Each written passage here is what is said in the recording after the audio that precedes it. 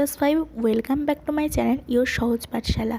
আজকে তোমাদের কাছে আমি নিয়ে আসব পঞ্চম শ্রেণী প্রথম পর্যায়ক্রমিক মূল্যায়ন 2024 গণিত, সময় 20 মিনিট, পূর্ণমান 10, সম্পূর্ণ উত্তরসহ। যে কোনো 3টি প্রশ্নের উত্তর দাও। প্রশ্নের মান হচ্ছে 1 × 3 = 3। কয়ে আছে গসাগুয়ের পুরো নাম লেখো। উত্তর হবে গসাগুর পুরো নাম হলো গরিষ্ঠ সাধারণ গুণনীয়ক। ক্ষয়ে আছে কথায় লেখো।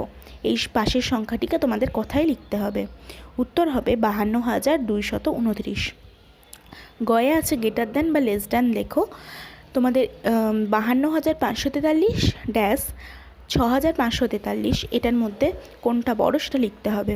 তো এটার মধ্যে বড় হবে 52,543। তারপরে আছে ভাগ করো। ভাগ করোটা আমি পরে স্ক্রিনে দিয়ে দিচ্ছি। এবার যে ভাগ করোটি ছিল 25,550কে 6 দিয়ে ভাগ করতে হবে। তো এই ভাগটি কিন্তু আমি স্ক্রিনে ভালোভাবে করে দিয়েছি, তোমরা একটু দেখে নাও। 2-এর দাগে আছে যে কোনো 2টি প্রশ্নের উত্তর দাও। 2 × 2 = 4। কয়ে আছে স্থানীয় মানে বিস্তার করো। 45,632কে তোমাদের স্থানীয় মানে বিস্তার করলে হবে 40,000 প্লাস 5,000 প্লাস 600 প্লাস 30 প্লাস 2। ক্ষয়ের দাগে আছে একটি মোটর বাইকের দাম 80,750 টাকা হলে এরকম 2টি মোটর বাইকের দাম কত? উত্তর হবে একটি মোটর বাইকের দাম 80,750, এরকম 2টি মোটর বাইকের দাম হবে 2, মানে 80,750কে 2 দিয়ে গুণ করতে হবে। তো গুণ করে উত্তরটি হবে 1,61,500।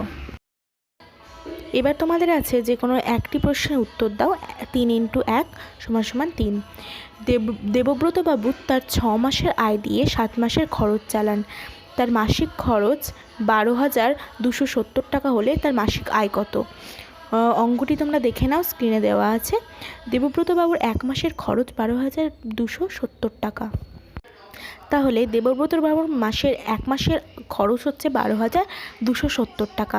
তাহলে দেবব্রত বাবুর 7 মাসের খরচ কত সেটাকে গুণ করতে হবে। 12,270 দিয়ে 7কে গুণ করলে হবে 85,890 টাকা। তারপরে দেবব্রত বাবু 7 মাসের খরচ তাহলে কত হলো? 85,890 টাকা। এবার বলেছে দেবব্রত বাবুর 6 মাসের আয় বের করতে। তো 6 মাসের আয় বের করবো কীভাবে? 6 মাসের আয় বের করার জন্য আমাদেরকে প্রথমে 1 মাসের আয় লিখে 85,890কে 6 দিয়ে ভাগ করে দেখতে হবে। ভাগ করলে উত্তর আসবে 14,315 টাকা। তাহলে উত্তর হবে দেবব্রত বাবুর মাসিক আয় 14,315 টাকা। তো এই অঙ্কটা তোমরা ভালো করে বুঝে নাও। এবার নেক্সট আছে ক্ষয়ের দাগে আরেকটি অঙ্ক আছে। বাবা ও ছেলের মোট বয়সের সমষ্টি 60 বছর। 15 বছর পর তাদের দুজনের বয়সের সমষ্টি কত হবে? তাহলে এটা আমাদের বের করতে হবে। কেমন করে তোমরা দেখে নাও। বাবা ও ছেলের বয়সের সমষ্টি 60 বছর। তাহলে এবার 15 বছর পর যদি তাদের দুজনের বয়সের সমষ্টি বার করতে হয়, তাহলে 60 + 15 × 2, যেহেতু দুজনের বলেছে তাই 15কে 2 দিয়ে গুণ করতে হবে এবং 60কে যোগ, তাই জন্য এটা আমরা সরল আকারে লিখব। তারপরে 60 প্লাস 15 এবং 2কে গুণ করলে 30, তাহলে 60-এর সঙ্গে আমাদের 30কে যোগ করলে হবে 90 বছর। তাহলে বাবা ও ছেলের 15 বছর পর বয়স হবে 90 বছর। তো আজকের ক্লাস এখানেই শেষ করছি। ভালো লাগলে একটা লাইক, কমেন্ট, শেয়ার করে দিও। আর অঙ্কের কোথাও কোনো বুঝতে অসুবিধা হলে আমার কমেন্ট বক্সে জানিও। আর আমার ভিডিও আরও পেতে গেলে আমার চ্যানেলটিকে সাবস্ক্রাইব করে দিও।